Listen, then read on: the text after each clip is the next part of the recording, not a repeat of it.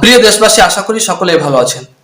আজকে আমরা জানবো যে আল্লাহর নবী মক্কায় থাকা অবস্থায় কিভাবে দাওয়াত দিয়েছেন এবং মদিনা থাকা অবস্থায় কিভাবে দাওয়াত দিয়েছেন। আমরা অনেকেই মনে করি যে আল্লাহর নবী মুহাম্মদ সাল্লাল্লাহু আলাইহি ওয়াসাল্লাম মক্কায় থাকা অবস্থায় একভাবে দাওয়াত দিয়েছেন এবং মদিনায় থাকা অবস্থায় তিনি ভিন্নভাবে দাওয়াত দিয়েছেন। বিষয়টা কিন্তু মোটেই এমন না। আল্লাহর নবী সর্ব অবস্থাতেই একই পদ্ধতিতে দাওয়াত দিয়েছেন। তার দাওয়াত দেওয়ার পদ্ধতি ছিল মানুষকে সুন্দর ভাষায়, সাবলীল ভাষায়, উত্তম কথার মাধ্যমে ইসলামের প্রতি আকৃষ্ট করা। এটাই ছিল তার দাওয়াত দেওয়ার মাধ্যম। আল্লাহর নবী যখন মক্কাতে অবস্থান করছিলেন তখন আল্লাহ সুবহানাহু ওয়া তাআলা আমাদের নবী মুহাম্মদ সাল্লাল্লাহু আলাইহি ওয়াসাল্লামকে ইন্ডিকেট করে বলছেন। সূরা নাহাল 16 নম্বর সূরার 164 নম্বর আয়াতে এসেছে, উদউ ইলা সাবিলি রাব্বিকা বিল হিকমাতি ওয়াল মাউইজাতিল হাসানা। ওহে নবী, তুমি মানুষকে তোমার রবের পথে আহ্বান করো, ডাকো, বিল হিকমাতি ওয়াল মাউইজাতিল হাসানা, হিকমত দ্বারা এবং উত্তম কথার মাধ্যমে মানুষকে তোমার রবের পথে আহ্বান করো। ওয়াজাদিলুহুম বিল্লাতি হিয়া আহসান, এবং তুমি মানুষের সঙ্গে উত্তম পন্থায়, উত্তম পদ্ধতিতে, উত্তম কথার মাধ্যমে তর্ক বিতর্ক করো। কেউ যদি তোমার সঙ্গে তর্ক বিতর্ক করতে আসে, তাহলে ওয়াজাদিলুহুম বিল্লাতি হিয়া আহসান, মানুষের সঙ্গে উত্তম কথার মাধ্যমে তর্ক বিতর্ক করো। কারণ ইন্না রাব্বাকা হুয়া আ'লামু বিমান দাল্লা আন সাবিলিহি ওয়া হুয়া আ'লামু বিল মুহতাদিন। আল্লাহ সুবহানাহু ওয়া তাআলা তিনি জানেন কে পথভ্রষ্ট আর কে তার হেদায়েতের মধ্যে অন্তর্ভুক্ত।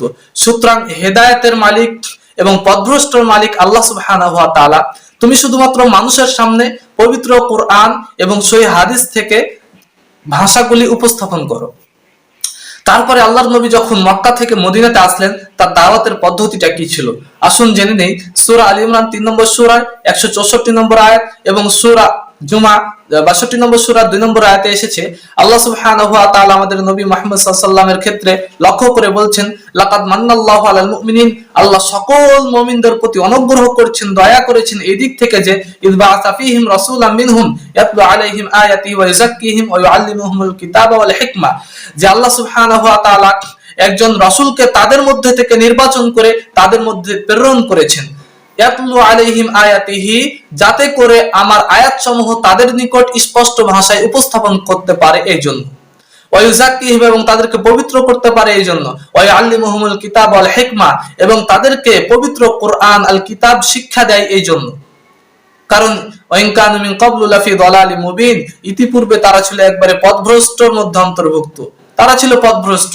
তাহলে যারা ইসলামের পথে আকৃষ্ট হয়নি, এই পথভ্রষ্ট ব্যক্তিদেরকে ইসলামের দিকে আহ্বান করতে হবে সুন্দর কথার মাধ্যমে, পবিত্র কোরআন আয়াত তেলাওয়াত করার মাধ্যমে এবং উত্তম ওয়াজ নসিহতের মাধ্যমে। তাকে চাপ প্রয়োগ করে, বল প্রয়োগ করে ইসলামের পথে আকৃষ্ট করা যাবে না।